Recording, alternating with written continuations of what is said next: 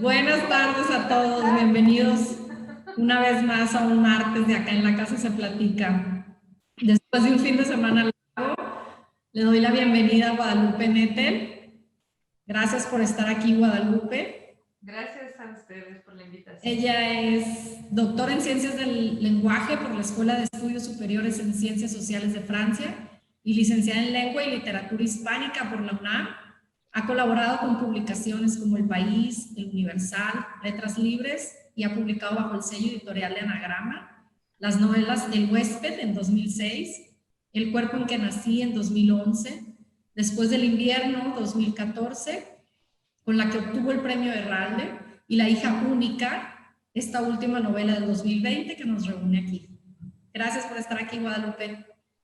No, hola, mucho gusto. Bienvenida. También agradecemos la presencia de Mario Bellatín, quien ha sido director del área de Literatura y Humanidades en la Universidad del Claustro de Sor Juana y de la Escuela Dinámica de Escritores. Es becario de la Fundación Guggenheim en 2000 y director del FONCA en el 2018 a 2019. Premio de Narrativa Antonín Artaud, 2011, por Disecado. Premio de Narrativa José María Arguedas en 2015, por el libro uruguayo Los Muertos, y Premio de Literatura Iberoamericana José Donoso 2018. Gracias por estar aquí, Mario. Muchas gracias a ustedes. Qué gusto. Y bueno, por último, pero con la misma importancia, nos acompaña en esta ocasión Leticia Cloutier en representación de la Casa del Maquillo. Mil gracias, Leticia, por estar aquí. Y pues, les doy la palabra, adelante, y ahora sí, a platicar de La Hija Única. Bueno, yo quiero agradecer a Anagrama, a Guadalupe y a Mario por haber hecho este encuentro posible. Tengo la fortuna de conocer a Mario y a Guadalupe desde hace 20 años ya. Y ambos tienen algo en común. Guadalupe y Mario siempre andan explorando los defectos de la gente en general para convertirlos en personajes. Y La Hija Única, que además me une a Guadalupe también el compartir la amistad con la mamá de Inés, este entrañable personaje, y que a mí me conmueve mucho porque conozco la historia verdadera. Guadalupe, ¿cómo conviertes y recreas el dolor de una experiencia en esta literatura tan pura que haces?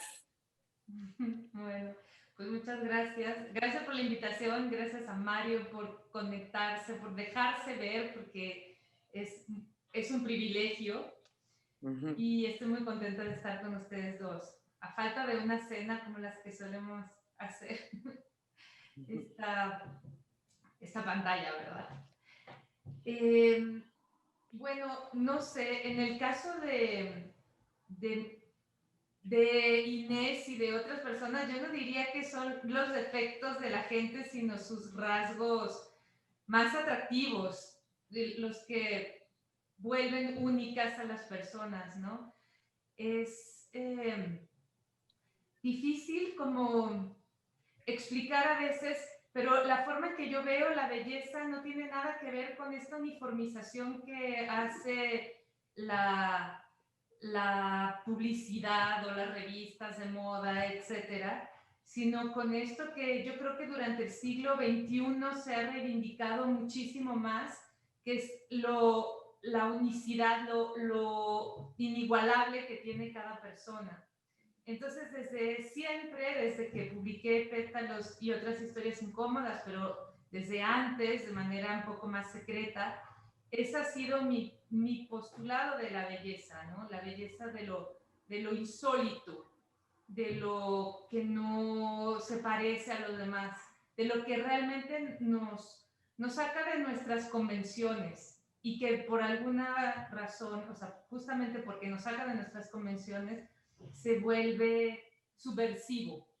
Hay una subversión del orden, hay una subversión de los cánones, hay una subversión de las normas burguesas, digamos, y eso es lo que hace el arte justamente. El arte viene a movernos, a inquietarnos, a perturbarnos con obras que nos incomodan, porque no es cómodo, obviamente, abrir nuestra mente. Siempre cuesta un poquito de incomodidad o a veces hasta resulta un poco doloroso. Pero eso es lo que yo trato de hacer en general en mis libros, y creo que Mario, no sé si es lo que trata de hacer, pero desde mi punto de vista también lo hace, ¿no? Hay una cosa que a mí me gusta, o sea, que siempre he puesto sobre la mesa, que es la belleza de estos seres que yo llamo monstruos, con mucho cariño. Y había una frase como, o sea, justamente la belleza del monstruo. Yo le pregunté una vez a Mario, le pregunté en qué consiste la belleza del monstruo, y él me dijo en que no se da cuenta. Y eso yo lo puse de epígrafe en Pétalos y otras historias incómodas. Y creo que Inés es uno de estos seres únicos que justamente vino a revolucionar todas las expectativas acerca de su nacimiento, de su destino, de lo que imaginábamos que su madre, de la maternidad, digamos, de la vida, a veces, de lo que es lo vital y más bien lo que tiende hacia el tánatos y lo que tiende hacia el eros. Y justamente fue eso lo que me conmovió en ella y lo que yo quise explorar en esta novela. Entonces, bueno, entran muchas cosas en juego, ¿no? Entra la maternidad en juego, entra la impermanencia y los cambios insospechados de la vida, que durante el siglo XX, digo el siglo XX, que para mí es el siglo XX, el año 2020, que es como un siglo de eterno. Hemos estado reaprendiendo que nada de lo que podemos planear es seguro, que siempre va a ocurrir algo inesperado, que todo puede cambiar de un momento al otro para bien y para mal. Y yo creo que es de esto de lo que habla el libro, entre otras cosas, ¿no? Pero bueno, es extraño publicarlo justo en este año en que la lección para muchos de nosotros ha sido justamente eso. Mario, tú que conoces a Guadalupe y su escritura impecable, ¿qué piensas? ¿Qué puedes decirnos de este libro? Bueno, antes que nada, saludarlas, ¿no? Y agradecerles muchísimo la invitación. Felicitar a Guadalupe por este libro estupendo, ¿no? Que uno no puede dejar de leer desde la primera página hasta la última. Pero con Guadalupe me sucede algo curioso, ¿no? Parece que vivimos en realidades paralelas, porque siempre, desde muchos de sus libros, ¿no? Aparecen, bueno, aparte que siempre ha estado presente en mi vida de los años 90 que la conozco. ¿Sí me oyen? Sí, claro. Porque aquí ya no las veo más y no tengo nada para ver. Y de pronto, cuando presenté El cuerpo en que nací, ¿no? Guadalupe, que también lo presenté, tuve la suerte de presentar ese libro tan interesante, pero Guadalupe no sabía, por ejemplo, que yo conocía a los prototipos de personajes, por decirlo de alguna manera, ¿no? Porque Guadalupe lo que hace es reconstruir, ¿no? A partir de la realidad, cosas, pero que eso termina de ser importante porque pues entran a formar parte de una propuesta literaria, ¿no? Una propuesta que escapa de los cánones de realidad. Y de pronto, pues no sabía que yo conocía muy bien a la madre que aparece en ese libro, ¿no? Y que era una persona, pues, muy agradable y muy simpática, etcétera, ¿no? Y entonces yo tenía otra visión absolutamente distinta de lo que aparecía en ese libro, entonces había una confrontación de puntos de vista, ¿no? Y luego Guadalupe, eso ya me parece todavía más raro aún, publica Después del invierno, con el cual gana el premio Herralde, ¿no? Y de pronto es una historia donde aparecen unos personajes, ¿no? Cubanos que viven en Nueva York, que van a París, o sea, pues la ley de probabilidades es mínima, ¿no? Porque no se conocen por intermedio nuestro ni nada. Y de pronto cuando empiezo a leer me doy cuenta que conozco a todos, ¿no? Digo, no los personajes porque son personajes de ficción, pero de alguna manera tengo una información, ¿no? De esos prototipos de la realidad, ¿no? Entonces, siempre estamos así como eso, en ese paralelismo, ¿no? Constante. Luego también por interpósita persona me hizo conocer, discutir, conversar, ¿no? Que fue una conversación inolvidable con Amélie Nothomb, ¿no? Que es una escritora francesa sumamente interesante, ¿no? Gracias a que Guadalupe editó una revista muy interesante, muy importante en ese entonces, y entonces teníamos un diálogo, pero a la distancia, ¿no? Porque Amélie Nothomb le iba contestando a Guadalupe y Guadalupe me iba hablando a mí. O sea, era como una especie de entrevista en tercera dimensión, no sé.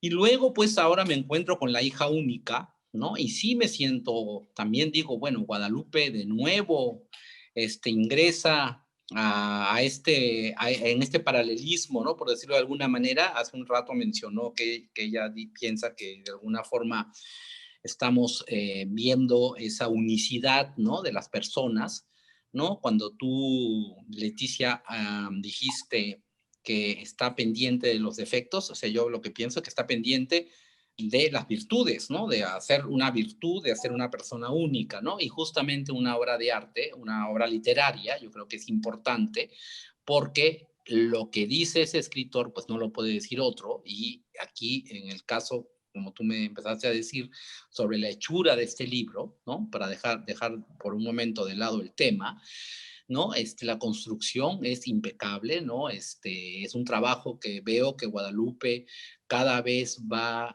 construyendo, ¿no? De una manera mucho más minuciosa, ¿no? Y sí me gustaría ver si ella me diga si es cierto o no. ¿Qué hace que funcione esta historia? Porque hay una distancia grandísima, ¿no? En el lenguaje, en la sutileza, en los vacíos, en los detalles, ¿no? Que me hace pensar como si este libro, antes de llegar al español, hubiese sido escrito en una lengua oriental, por decirlo de alguna manera, en ideogramas, y hubiese sido trasladado a un lenguaje occidental, y de allí hubiese sido traducido al español, ¿no? Porque hay como una tersura, ¿no? Impresionante, que permite que el lector pueda, de alguna manera, también ser partícipe en la construcción de este escenario, ¿no? Tan fuera de orden, ¿no? Y pero al mismo tiempo tan normal, tan normalizado, ¿no? Eso me llama primero una atención impresionante, ¿no? Y está lleno de pequeños detalles, de los menús, cómo está el clima, la entrada de la luz, etcétera. Eso crea, pues, todo un universo propio en el cual cualquier cosa puede ocurrir. Y hablando un poco más del contenido, me parece, pues sí, todos los temas que se plantean y justamente y precisamente ahora, en este tiempo pandémico, en este tiempo excepcional, ¿no?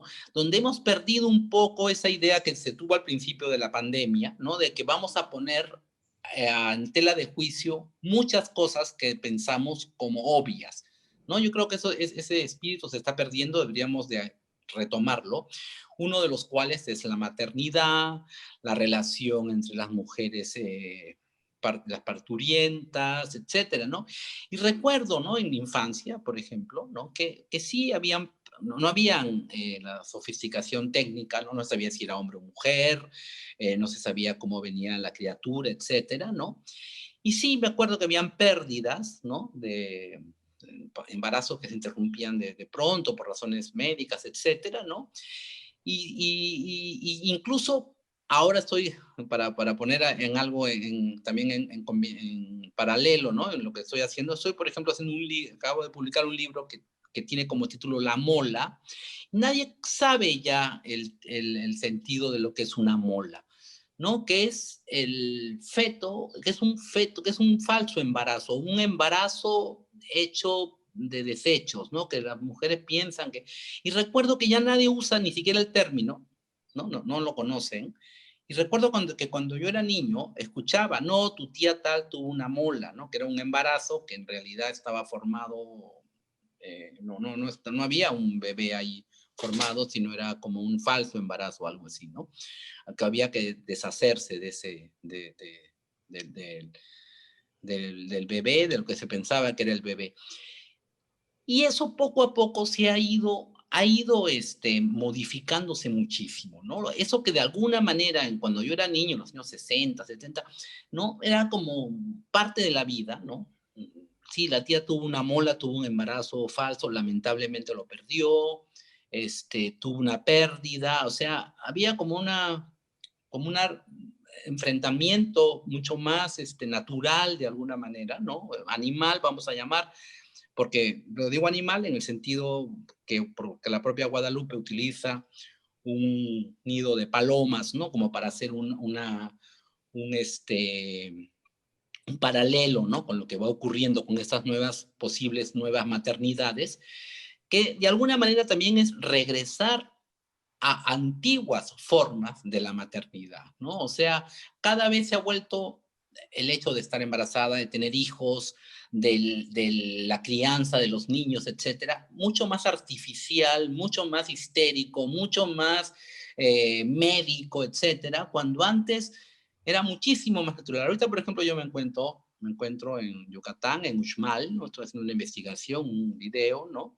Y estoy viendo las familias y de alguna manera lo que plantea el libro de Guadalupe en ese sentido de las maternidades comunitarias, etcétera, aquí se da muchísimo, ¿no? Justamente ayer estuve en una casa, ¿no? Y sobre todo que se ha agudizado en estos tiempos porque pues, son familias migrantes, ¿no?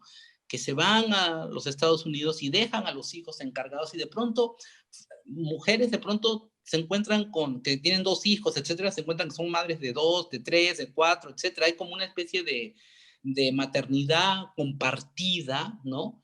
Que yo creo que la otra es producto, pues, de este capitalismo, este individualismo creciente, ¿no? Que lo vemos en evidencia en muchos aspectos y también en el de la maternidad, ¿no?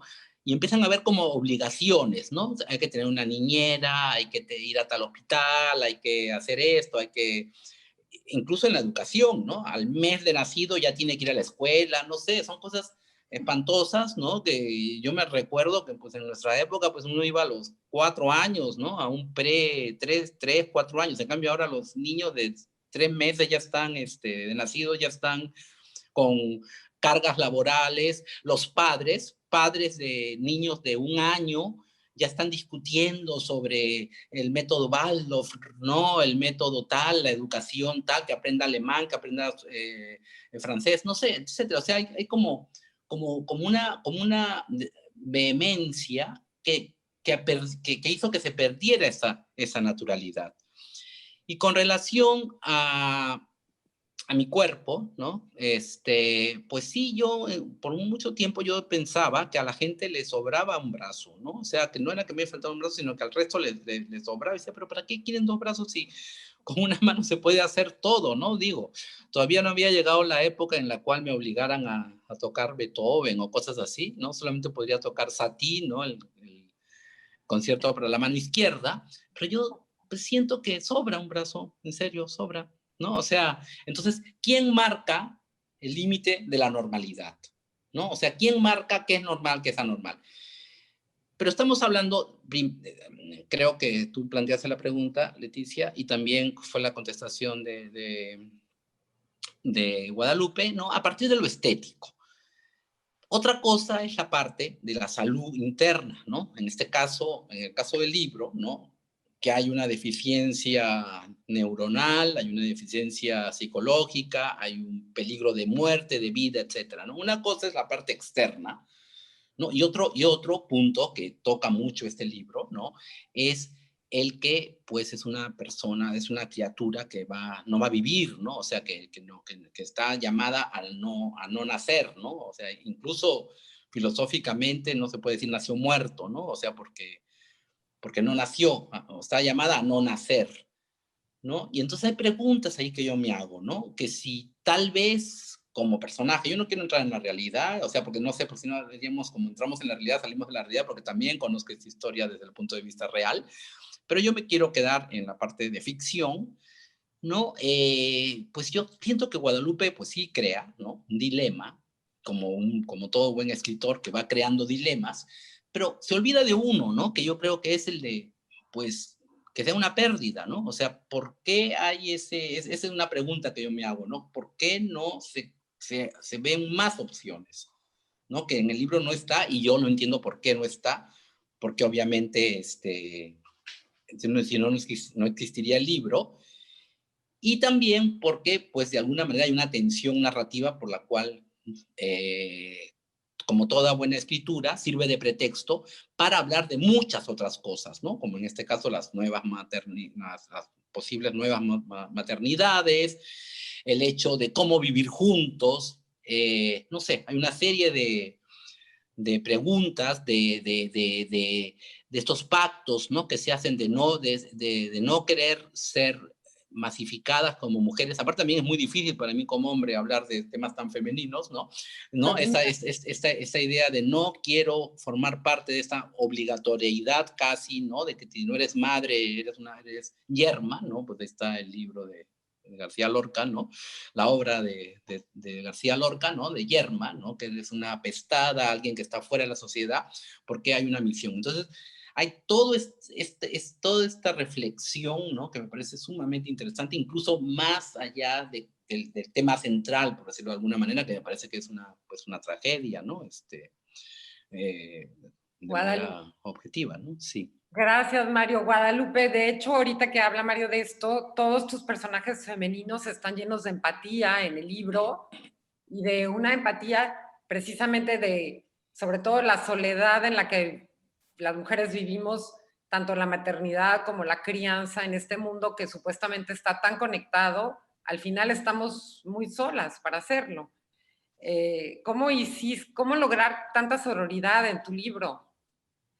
Pues era como lo de la maternidad, yo no tenía planteado hablar acerca de esto, o sea, lo que yo había planeado era hablar acerca de la historia de Inés y de su familia, pero al irlo contando, ocurrió que como si o sea, es una historia muy dolorosa y difícil de contar y difícil de leer y difícil de escribir también, tomé la decisión muy pronto de trenzarla con otra historia, que es la de Doris y Nicolás.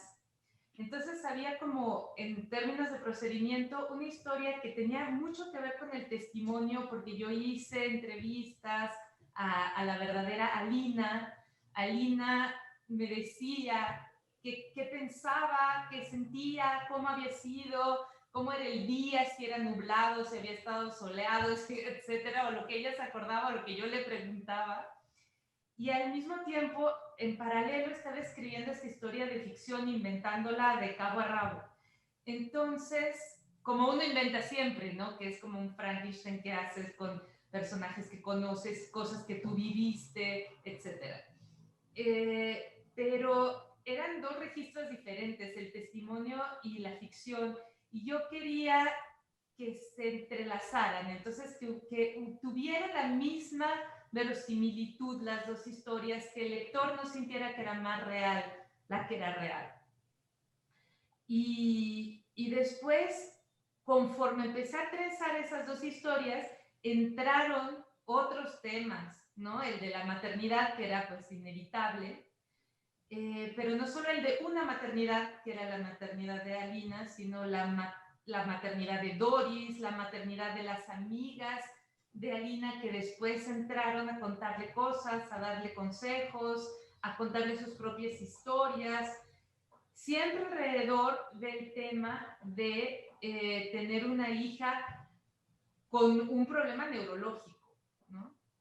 Con una condición neurológica. Y entonces, que es un tema del que todavía la gente no quiere hablar mucho, es muy curioso porque todo el mundo se va directo sobre las maternidades. ¿Y por qué las maternidades? ¿Y por qué elegiste el tema de la maternidad? Cuando hay miles de libros que hablan sobre eso en este momento, y el tema que para mí era principal, que es justamente qué hace una madre cuando se entera de que tiene que encontrar un diagnóstico, una estrategia de educación, una estrategia de vida, etcétera. Es un tema que la gente casi no quiere explorar, todavía no lo quieren explorar. Y me encanta cuando dices que esto que tiene de terrible la maternidad es un secreto muy bien guardado que ha garantizado que sigamos siendo madres. Sí. Sí, o sea, la continuidad de la especie depende de ese secreto, ¿no? Pero bueno, ya últimamente muchas mujeres han escrito acerca de lo difícil que es justo este aislamiento. Y tiene que ver completamente con lo que decía Mario. O sea, si tú te das cuenta, a partir de la revolución industrial, la familia se fue volviendo cada vez más aislada, más aislada, hasta convertirse en esto que llaman ahora el núcleo familiar o la familia nuclear, que son padre, madre, en el mejor de los casos, hijos, ¿no? Y todo lo que existía antes o hay todavía en algunos ámbitos rurales como las tías, las vecinas, las hermanas mayores, las medio hermanas, las abuelas, etcétera, desapareció completamente y no existen las redes para apoyar a una mujer que tiene que cuidar a sus hijos. Si tienes que irte a, no sé, al dentista, o te llevas a los chamacos ahí contigo o pues a ver qué hace, pagas una niñera, etcétera. Entonces, por eso se dan las cosas que dice Mario, que meten a los niños a la guardería a los 3 meses porque no saben qué hacer con ellos, ¿no? Entonces, hemos perdido todas estas configuraciones que tantos milenios nos costó construir, porque antes había clanes, había tribus, había muchas otras formas de sociedad que se perdieron con el individualismo y el solipsismo del siglo XX y que sería hora de volver a reformular, ¿no?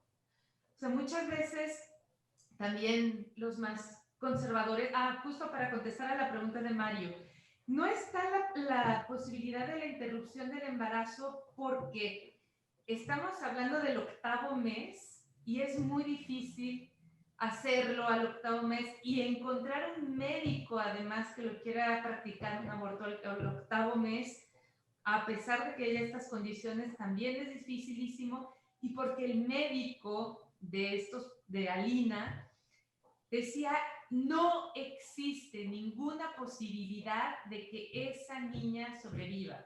O sea, que ni siquiera se lo planteó. Y también le dijeron, si quieres tener otro embarazo y llegar a término y que todo salga bien, mejor llega a término en este embarazo, que es algo que también les suelen decir a muchas madres en ese tipo de condiciones, ¿no? Entonces, ella entró en una dinámica en la que iba a disfrutar de su maternidad, durara lo que durara. Si era solo la gestación, iba a disfrutar de ese presente. Si iba a durar 2 horas, iba a disfrutar. Y por eso decía, quiero estar consciente, quiero estar despierta, quiero saber cómo es esta relación con mi hija, quiero conocerla. Quiero que ella me conozca también, quiero que nos toquemos y que las dos estemos conscientes de habernos intersectado en esta vida, ¿no? Que es algo que a mí me parece muy bonito y muy conmovedor. Y cómo en ese momento del parto, que antes era mucho más común, como tú dijiste, Mario, la vida y la muerte estaban realmente separadas por una línea delgadísima y podía darse y de inmediato un vuelco hacia el otro lado, ¿no? O sea, un parto era realmente caminar por la cuerda floja. Y entonces, en este caso, algo que también a mí me conmovía mucho y que me parecía que valía la pena escribirlo, era esta intersección entre la vida y la muerte en este parto, ¿no? Dar a luz, traer al mundo, dar vida a alguien que de inmediato iba a pasar al otro lado. Entonces tenía que planteárselo, tenía que tenerlo clarísimo, y ella tenía toda una voluntad de ser consciente, de atravesar todas estas etapas con los ojos muy abiertos y la mente muy despierta. Y esto también me parece muy bello y muy conmovedor. Entonces, por eso no se planteaba el asunto de interrumpir el embarazo a pesar de, con todas estas configuraciones, ¿no? Pero bueno, hay una vuelta de tuerca inesperada, y entonces ahí ya se trata, o sea, en 2 segundos te tienes que acostumbrar completamente a otra realidad, ¿no? Ya no es todo lo que ya te habías imaginado, cómo íbamos a sepultarla, en qué tumba, en qué panteón, qué vamos a hacer después para poder atravesar el duelo, cómo lo vamos a sobrevivir. Todo eso de un plumazo, con a ráfaga de viento, borrado, y otros planes que inventar en ese instante, ¿no? ¿Qué relación voy a tener con este ser que es único? Yo, que también soy única, porque nadie más puede entender lo que yo estoy viviendo. Entonces, y creo que también esa reflexión acabó de alguna forma impregnando a los otros personajes, porque está Laura, la narradora, que no quiere tener hijos, a la que no le gustan los niños, y que de repente se encuentra teniendo una relación con un niño. No porque sea un niño, voy a ver cómo son los niños, ¿no?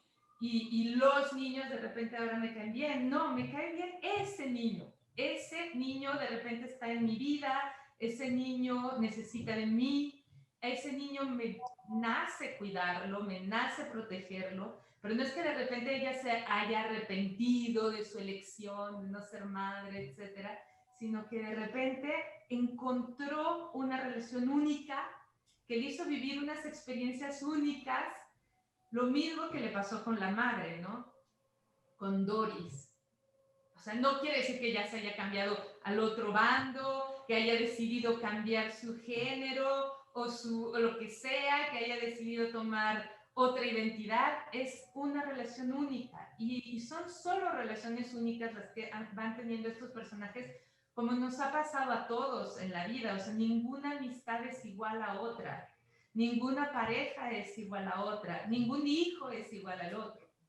En realidad son únicos, porque nos llevamos de una manera muy diferente con unos y otros, y nos hacen sentir cosas distintas unos y otros, y nuestra identidad incluso se va acoplando a la identidad del otro.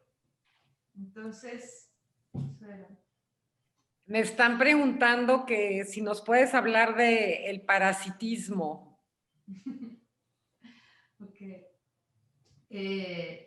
Sí, eso es algo, justamente tenía ganas como de, a mí me gusta mucho observar la naturaleza, porque llega la gente a veces y te dice que tal comportamiento es contra natura, o que una madre que abandona a sus hijos también es contra natura, o que lo que sea. Y cuando tú te asomas a la naturaleza, te das cuenta en realidad de que todos los casos existen, de que hay animales que cambian de sexo varias veces durante su vida, de que hay animales que cambian de sexo varias veces durante un día, de que hay madres que cuidan a hijos ajenos, de que hay hembras que depositan sus huevos en los nidos de otras aves, de otra especie, para que ellos se encarguen de esos hijos, y esas aves cuidan a esos otros hijos.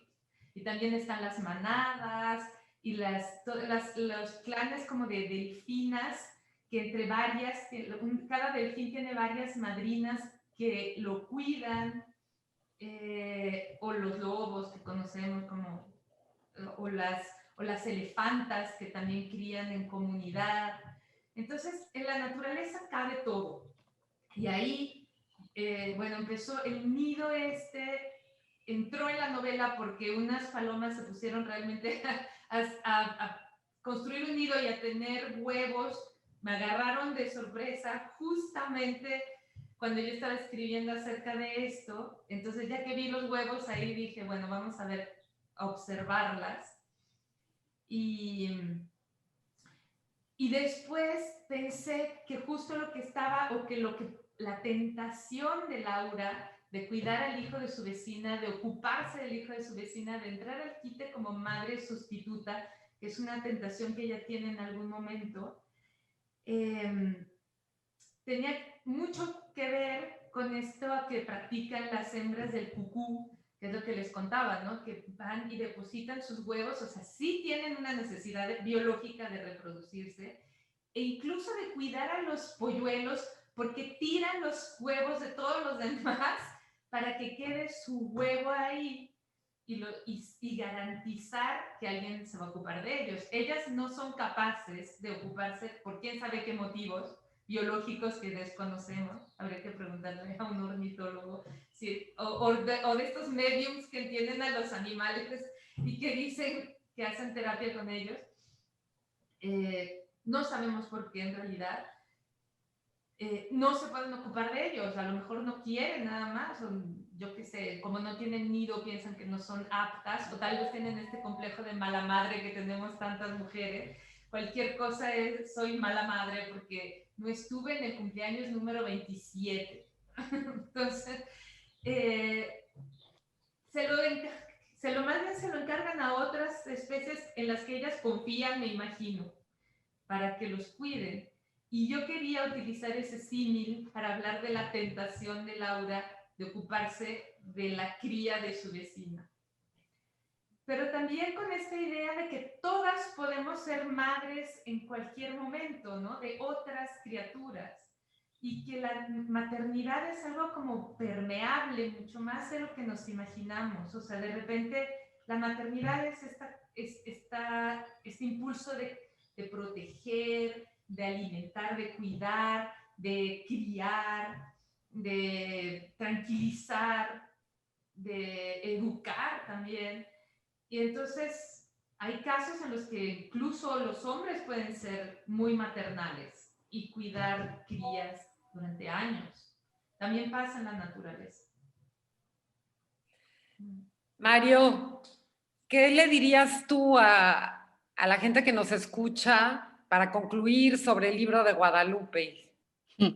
Para que corran a comprarlo y leerlo. No, sí, tienen que leerlo porque, pues, no creo que haya, que justamente como buen libro que es, ¿no? No creo que haya un momento que nos pongamos todos de acuerdo. Porque, por ejemplo, hace un rato Guadalupe dice, ¿no? Que por qué no hablamos del problema de tener a alguien, un bebé con una condición neurológica determinada, y por qué nos fijamos muchísimo más en la parte de las maternidades, las nuevas maternidades, etcétera. Porque yo siento que lo medular de este libro, la parte de la condición neurológica, para mí, pero yo, hombre, yo, lector, etcétera, para mí es una gran tragedia. O sea, por más que se romantice, que ella quiere tener el hijo, que quiere comprarle la tumba más bonita o que sentirla a su hija, yo no sé, yo no soy madre, entonces yo no puedo saber sobre ese sentimiento, ¿no? Esa pulsión, no sé. Pero para mí es una tragedia absoluta.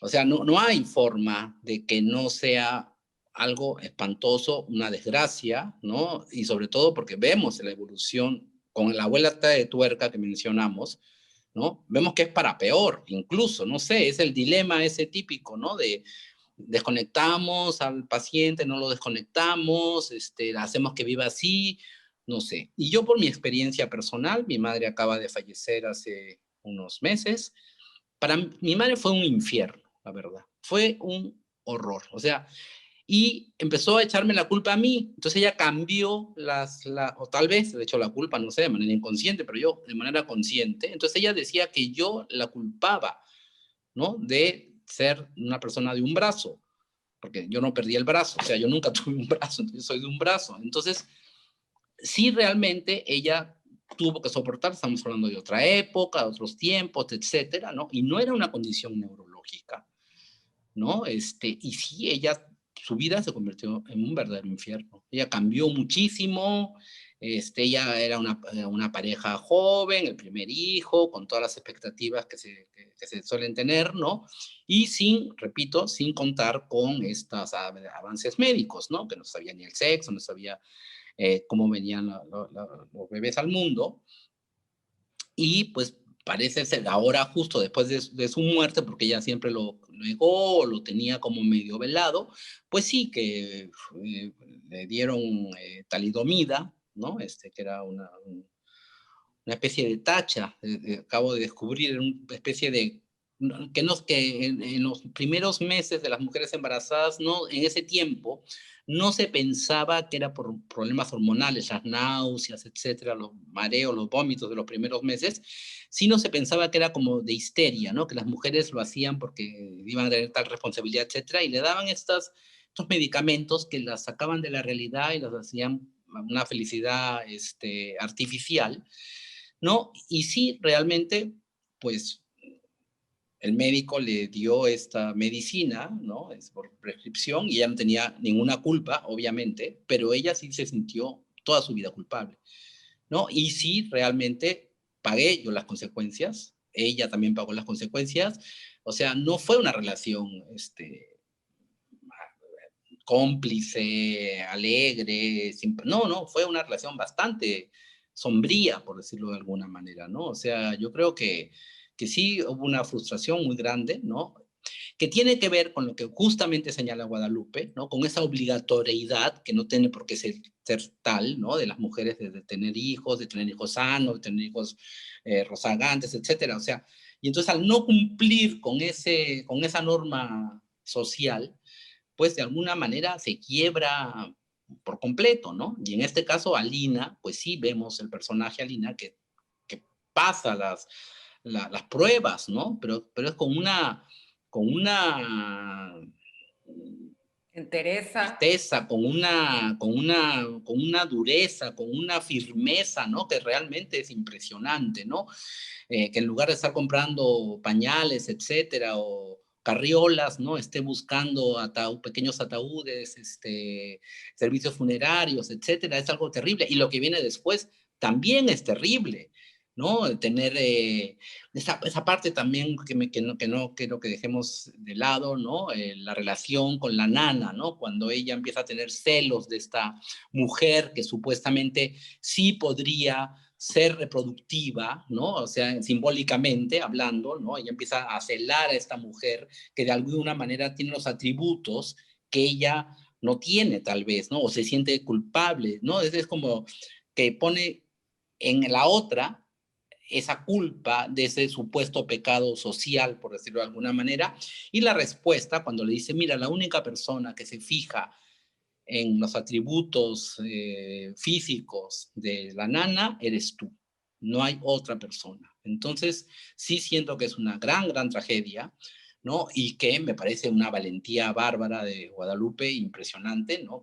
Lograr pasar por este tema de una manera tan, hacer un libro controvertido, ¿no? Controversial.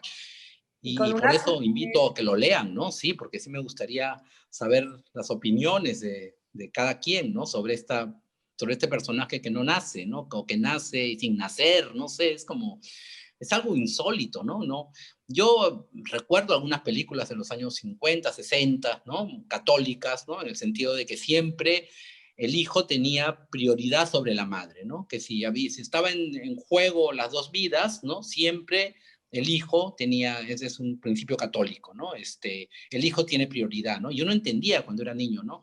No, el niño tiene que nacer, la madre muere, ¿no? Porque ya está como instaurado, ¿no? Como una respuesta, pero aquí, pues no hay normas, es entrar a ese universo de ficción donde, pues, no hay respuestas, ¿no? Solo preguntas. Y eso es lo que yo agradezco de un libro, que me haga hacerme más preguntas que las que ya tenía antes de leerlo, ¿no? O sea, por eso me parece fascinante. Pues el tiempo se nos acaba. Guadalupe, es cierto que la ficción siempre rebasa, perdón, la realidad siempre rebasa la ficción en México Y tú lograste hacer algo muy lindo con esta ficción que, como dice Mario, es una tragedia en todo el sentido de la palabra.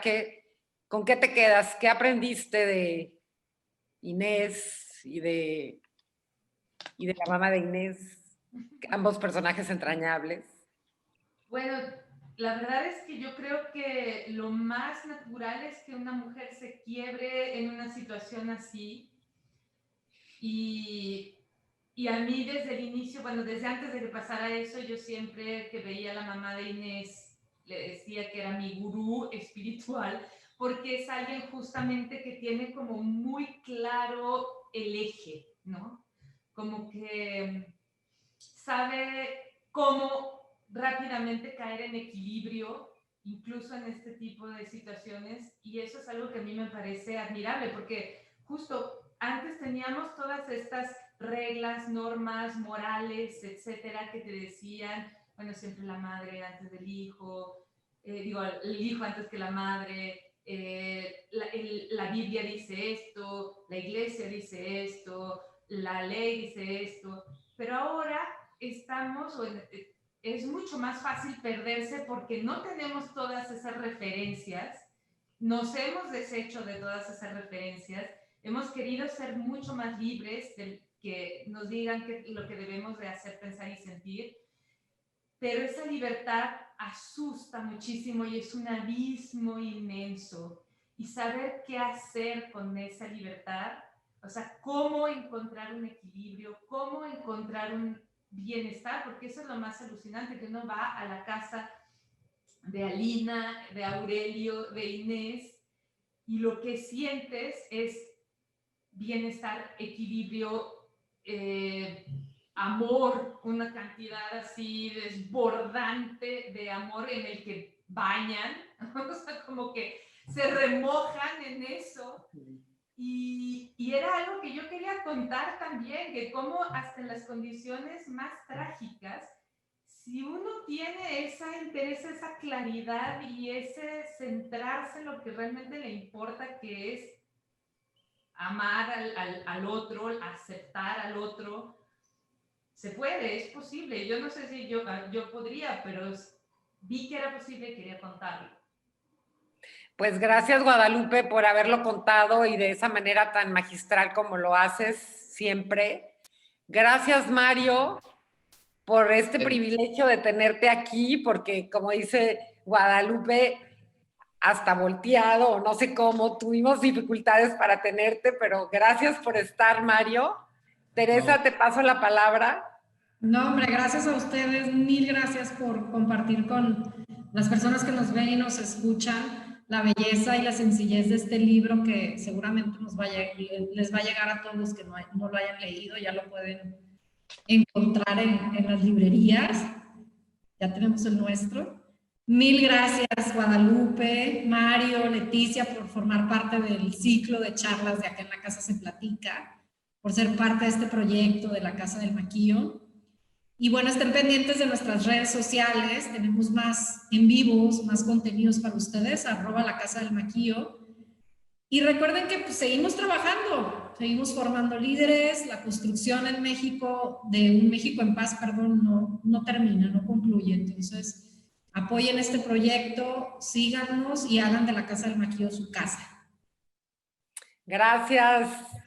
Gracias, Guadalupe, gracias, Mario. ¿Dónde lo vamos a poder ver si queremos reproducir el evento o la gente lo puede ver? En Facebook, en la Casa del Maquillo, @la Casa del Maquillo, ahí va a estar el en vivo grabado. También en YouTube, ¿no? Sí, también en YouTube, @la Casa del Maquillo lo pueden ver. Muchas gracias a ustedes. Gracias y felicitaciones. Mario, y gracias, Guadalupe, por haber Gracias. escrito este libro tan importante. Gracias. Gracias. Gracias.